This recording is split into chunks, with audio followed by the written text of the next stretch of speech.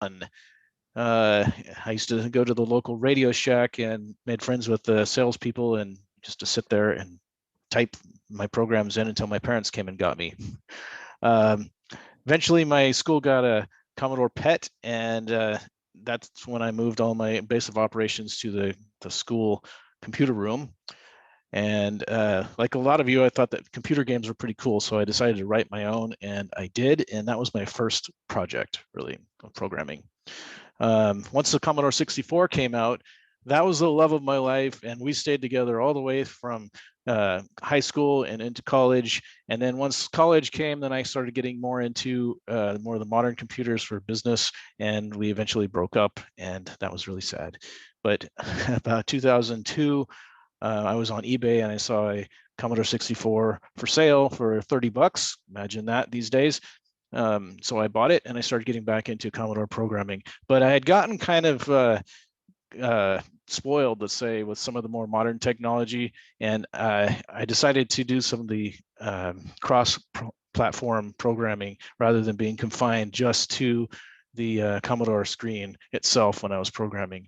So I looked around for some tools to do that, and I didn't find anything that was really liked that much. So I decided to write my own, and that's why we're here. We came up with the C64List. So let me go ahead and share my screen here. I have some slides. There we go. Can you see that now?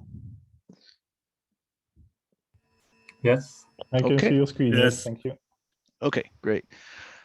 All right, so yeah, 2003 is about when I started working on C64List, and originally it was just a detokenizer tool, but I quickly learned that I needed to be able to tokenize back again in order to be able to run anything on the computer, so that came shortly after.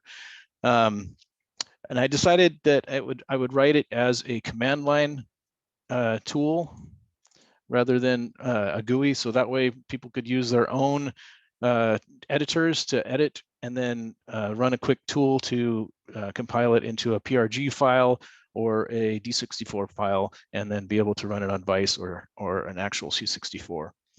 So once I had the basic stuff working, then I began to dream up a bunch of new features to put in. So I remembered all those times when I painstakingly had to renumber all of my programs. And so I decided I would go ahead and put a automatic renumbering in. And then I decided, you know what, I don't want to deal with line numbers at all. So I took out line numbers and started programming in a line numberless labeled basic. So C64List can do all that stuff. Then I added things like rem removal, crunching the extra white space, and then uncrunching it, adding back white space to make it more readable. And then the ability to split projects into multiple files and use includes or uses directives to bring them in. Then I added conditional compiling and a whole bunch of other stuff.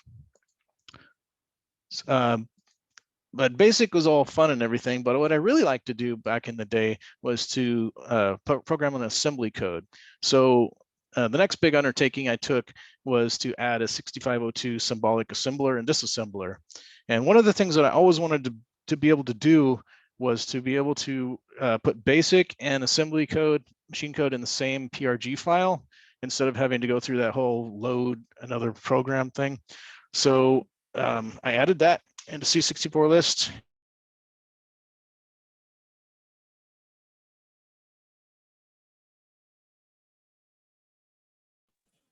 We just lost you. Yes.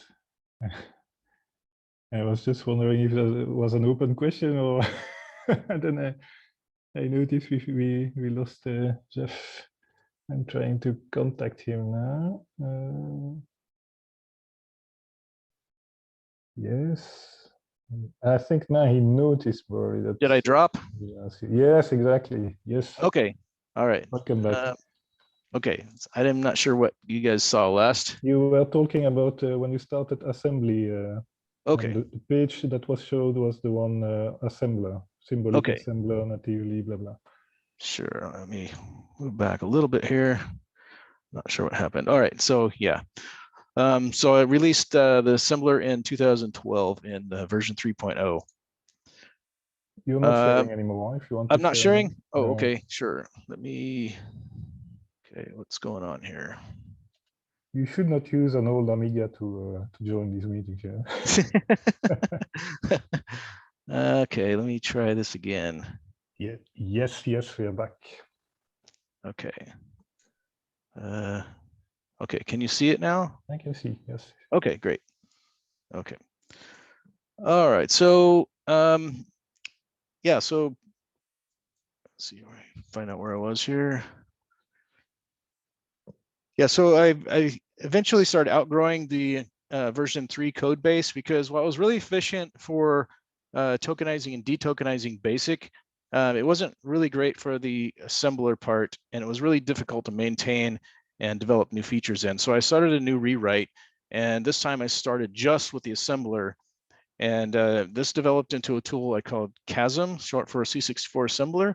And this took several years, mostly because I was busy with other things in life. But while it was still under development but usable, I used C64List 3 for all my basic development, and then used CHASM for all my assembly work, and then combined the two outputs. And it was obviously not ideal, but I always considered that as a temporary solution. But last January, I finally finished that rewrite, and I got everything all compiled back into the C64 list and released it as 4.0. I also ended up rewriting a lot of the basic handling from the ground up as well. So the resulting code base is way easier to maintain and develop, and working in C64 list 4 is a much richer experience. So I highly recommend updating to C64 list 4 if you haven't done that yet. If you want to download it, you can go to my Facebook page, and it's just Facebook/C64 list, and there are links there to the latest releases. I also have a discussion page, which is linked from that page as well, where you can discuss C64 related things and ask questions, discuss projects you're working on and whatnot. So when I was writing 4.0, I tried to make it as compatible with 3.0 as I possibly could. So most of your source code is just going to move right over into C64 list 4.0 and 4.04. Second here. So one of the things that you might run into, though, is if you have some complex equations in assembly. Version 3.0, algebraic expressions were evaluated strictly left to right, and version 4, I updated it to use algebraic precedence, so my math teacher wouldn't cringe anymore. But most assembly code is simple enough that you probably won't run into that, but if you have more complex expressions, you probably want to take another look. One of the other new things that I have is the string engine. So in C64 list 3, the print statements were really cool because you could use these different codes that you can read and edit, but it didn't work anywhere else. So I went ahead and rewrote all that stuff so that print statements, data statements work, ASCII in assembler, and even characters in assembler will be able to understand the different characters, like yellow or red or whatever. So that is a lot nicer there. I also have more string conversion options. So I used to use alpha invert, but that was kind of wonky.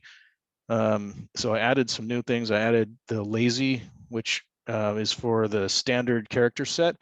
All your characters are converted to uppercase Patsky. There's also alt mode for upper or for a mixed case, so it'll convert the upper and lower case as you type them. There's also poke mode, which will convert the characters to the poke characters, poke codes, that is, so that you can write directly to the screen. And then I have some other modes as well that are probably less used. I have some, I added some directives. So instead of having to remember one particular way of writing these codes, then there are multiple ways. So hopefully they're a little bit easier to remember and a little easier to hit if you can't remember exactly what it is. So also their C64List 4 recognizes extensions, the .bas for basic. It also still recognizes .txt and .lbl if you want to use those. For assembly, it now recognizes .asm for assembly code, and also .sim if you want to import symbols from somewhere else. So if you are using the ASM or SIM files, you don't need to put the ASM and ASM directives around that code, because C64List knows and will automatically switch into assembler mode for those. I also added different symbol levels. So instead of just having general symbols like C64List 3, there's also local and important. So local labels are prefixed with an @ symbol, and you can reuse the name as many times as you want to. I also added something called important symbols, and by adding an exclamation in front, exclamation point in front of the name, it labels it as an important label, and those 3 levels help sort out some of the labels that you see in the dot symbol output. So if you don't want to see all your labels, you can mark just some as important and only see those ones come out. I also have anonymous labels, which are essentially just local labels without a name. It's just the @ symbol. And also I have something called symbol demotion, which if you're developing something with important symbols and then you use that file in another program and they're not that important anymore, instead of having to go change all those symbols, you can just demote them to general. So it all helps kind of manage your symbol table. And I'm almost done here. I have some new pseudoops. A couple things that are cool are the adder check, which helps you figure out how much memory you're using. And then there's the data pseudoop, as opposed to the byte and word pseudoops that allow you to add only 8-bit or 16-bit values. The data will allow you to add 8 or 16-bit values in any order that you want. Then there's like bits, which helps you create bitmaps, and then embed, which will allow you to embed a binary file in your code. I have parser variables, which are user definable, and then there's also some built-in ones that help you do revision monitoring, like build revisions, date, time, and a random ID for that is randomized every time you build. There's some new directives that support that stuff, as well as some conversions. There's also a tick, which if you want to comment out a directive, just put a tick at the beginning and it won't recognize it anymore. It won't cause an error either. There's also super variables, which were actually introduced in C64List 3, but I didn't publicize them very much. Now I am. And essentially what that does is it allows you to use long variable names. And then it can automatically convert existing code to use the super variable names as well. And that is pretty much the end there of my presentation. If you want more information, please download C64List and look at the user's guide, and there's a lot more information there. You can get a hold of me at c64list@gmail.com or on my Facebook page. So thank you very much. Thanks, Jeff. I see we are already a bit killing the the time. But oh no, sorry about that. I see 3 very interesting topics, questions here. Okay. First of all, do you have other plans to support? Do you have plans to support other Commodore 8-bit machines with C64List? I don't specifically have plans for that. I think that it'll probably work for a lot of stuff. Like if you're interested in PET, a lot of it will move over, but I haven't specifically worked on that. If somebody's interested, yeah, we might be able to though. Yeah, I see a question from Fabrizio there. Any support for basic 10-liners? That's generated shortest abbreviation and short possible code as a text file. That's actually, I think I contacted you 2 years ago or 3 years ago when I was actually participating to the 10-liners, and I had asked the same question. Oh, okay, if right. you remember that when you do like, for example, poke, that you can just type a PO Yeah. So that it helps shrink a bit because the number of characters are quite. The Sure. competition is ongoing right now. Sorry. Yeah, the The competition. competition is for this year. Yes, indeed, it has. Oh, wow. It has Wow. just started again. Yeah. So Interesting. is this taken now in this version 4? Can I type PO for So poke? I started that, but I didn't finish it because it was a little more complicated than I thought it was going to be. So there is some support, but it doesn't really work yet. That is something that I did plan on putting it in, but I wanted to get C64List 4 out.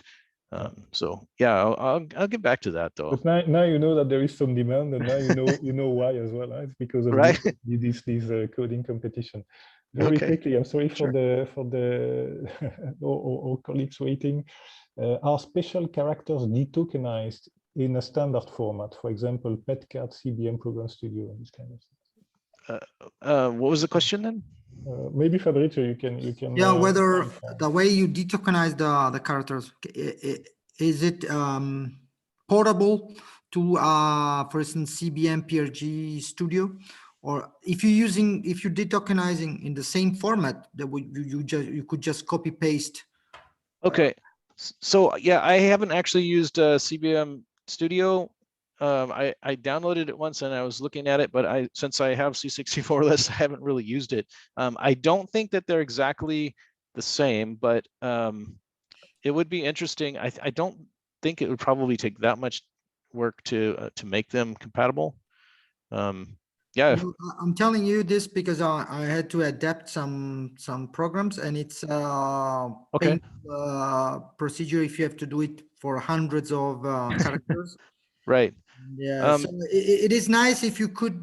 Maybe you already do, but by chance you are using the same names, because some of the names are obvious, like like the colors. Right. So maybe there is a little effort on your side, and will make it easier for other people to use Sure. in conjunction with other tools. Yeah. So if you get a chance and if you have that information, if you could send it to me, I would be interested in seeing that and I adding don't that. have a complete list, but Okay. we can try to figure it out maybe, but I don't have Sure. the. Okay. Yeah. Looking at the time, I suggest that we make the transition to the next speaker. Okay. Maybe Jeff, if you, I know it's late on your end, but maybe you can